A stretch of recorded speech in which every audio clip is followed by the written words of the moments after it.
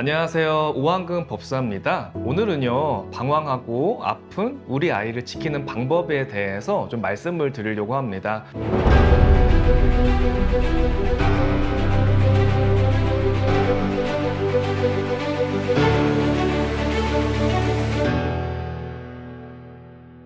어머니, 아버지들, 우리 아이 때문에 고민이 많으시죠? 왜 우리 아들은 이렇게 공부를 안 할까? 방황을 할까? 왜 우울증이 이렇게 왔을까? 친구 관계가 힘들까? 이렇게 고민하시는 분들이 굉장히 많을 겁니다. 근데 제가 올해 횟수로 이제 22년째 이제 신도님을 상담을 하고 기도를 해주고 있죠. 와, 정말 이 애가 바르게 갈 수 있을까? 했던 애가 정말 놀랍게 너무 잘 가는 경우가 있고요. 학교 다닐 때 맨날 거짓말하고 사고치고 방황했던 애가 지금은요, 음악적으로 너무 유명해져가지고 하루에 4시간만 자면서 자기 꿈을 찾아가는 그런 친구들을 너무 많이 봤습니다. 그래서 어머니, 우리 아이들을 볼 때요, 지금의 상황에 국한돼서 보지 않으셨으면 좋겠어요. 지금 우리 아이가 공부 안 하고 속을 썩이고, 뭐 경찰서에도 왔다 갔다 하고, 우울증이 와서 아무것도 안 하려고 한다고 해서 여기서 끝난 게 절대 아니라는 거 정말 알려드리고 싶습니다. 제가 정말 이렇게 수많은 아이들을 보면서 이게 인생이 바뀌지가 않고요. 길을 찾아가지 않았으면요. 제가 이런 말을 못 할 거예요. 근데 정말요. 우리 아이들은요. 가능성이 너무나 많습니다. 그래서 우리 부모님이 가장 먼저 하셔야 될 거는요. 우리 아이들한테 믿음을 주셔야 된다는 거예요. 믿음도 주지만은 우리 아이들을 갖다 포기하지 않는 마음, 내 자식들을 갖다 믿는 마음을 끝까지 가지셔야지 우리 아이들이 꽃이 피고 열매를 맺는다는 거 알아두셨으면 좋겠습니다. 제가 오늘 이 얘기를 하면서 생각나는 신도분이 있어요. 정말 아이가 많아요. 다둥이 집안인데 큰아이가 방황을 조금 많이 했습니다. 마음의 병, 정신의 병이 오기 시작을 하면서 한 4년, 5년 동안을 갖다 바깥에서 떠돌이 생활을 했어요. 정신의 병이 와서 밥도 안 먹고요.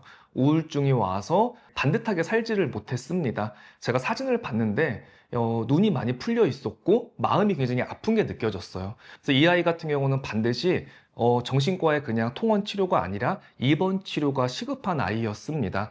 잘못하면 내가 내 목숨을 끊을 수도 있는 아이였고요. 내 마음이 너무 힘들기 때문에 이 아이를 살리기 위해서는 입원 치료가 먼저 시급을 했어요. 그리고 이 아이를 살리기 위해서 조상굿도 해주고요. 천도제도 올려주고 정말 3년을 갖다가 열심히 빌어줬습니다. 근데 빈다고 해서 이게 여러분 쉽지 않더라고요. 드라마 같은 일이 일어났을 것 같죠? 아니, 그렇지 않아요. 오한근법사에 법력이 있고 기운이 있다고 하더라도요. 그 사람이 업을 소멸을 하고요. 조상을 해원하고 이 아이를 갖다 제자리로 돌아오게 하려면 당연히 시간이 걸립니다. 영적인 문제도 있죠. 하지만 이 아이가 살아온 그 습이라는 것도 있고요. 선천적으로 타고난 정신의 병의 기질도 있는 겁니다. 그래서 3년, 4년을 갖다가 정말 많이 빌어주고 기도를 해줬어요. 그러는 사이에 이 어머니는 많이 힘들었죠. 낮에는 직장 생활하고 밤에는 식당에 나가서 일을 하고요. 집에 가서는 정말 삼남매를 돌보느라고 정말 내 인생을 버리고 희생하는 그런 삶을 살았습니다. 그렇게 세월이 흘렀는데 어느 날 갑자기 연락이 온 거예요. 세상에 법사님, 저희 아들이 갑자기 집으로 들어온다고 합니다. 병원 치료도 받는다고 하고요. 검정고시도 본다고 합니다.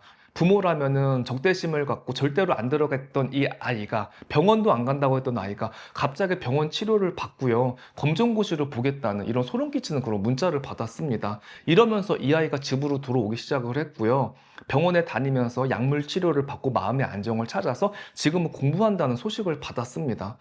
그래서 저는 이분의 지금 이 성부를 보면서요.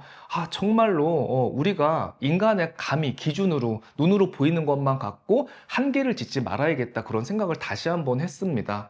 우리 아이가 아무리 수렁에 빠지고 마음의 병이 오고 엄마한테 신경질을 내도요. 여러분 과정일 뿐입니다. 자식을 믿는 마음이 있고요. 기도하는 마음이 있으면요. 우리 아이를 갖다가 충분히 살릴 수가 있습니다. 제가 또 여러분들한테 해드리고 싶은 얘기는요. 너무 눈으로 보이는 것만 어머니들이 생각을 하신다는 얘기예요. 당장 코앞에 성적, 대학, 우리 아이의 인성, 진로, 바르게 가는 거 어머니의 기준에만 맞춰서 이 아이를 갖다가 키우려고 합니다. 알아두셔야 될 게요. 나랑 다른 인격체예요.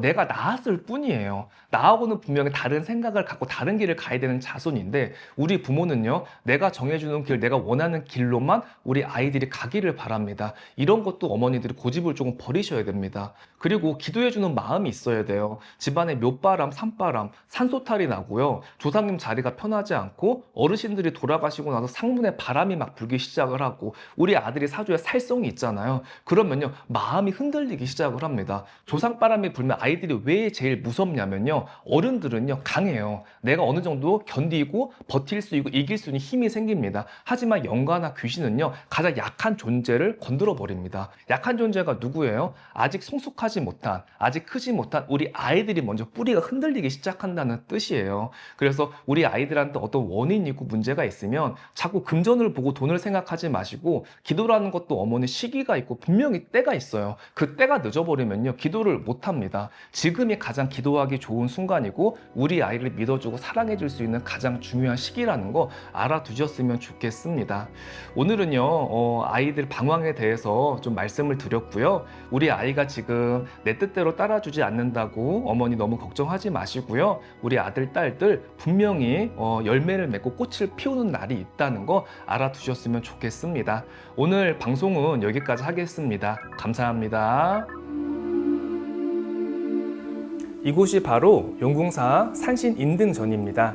할아버지 한 불당 이름이 한 분씩 올라가고요. 인등의 불빛은 1년 365일 꺼지지 않습니다.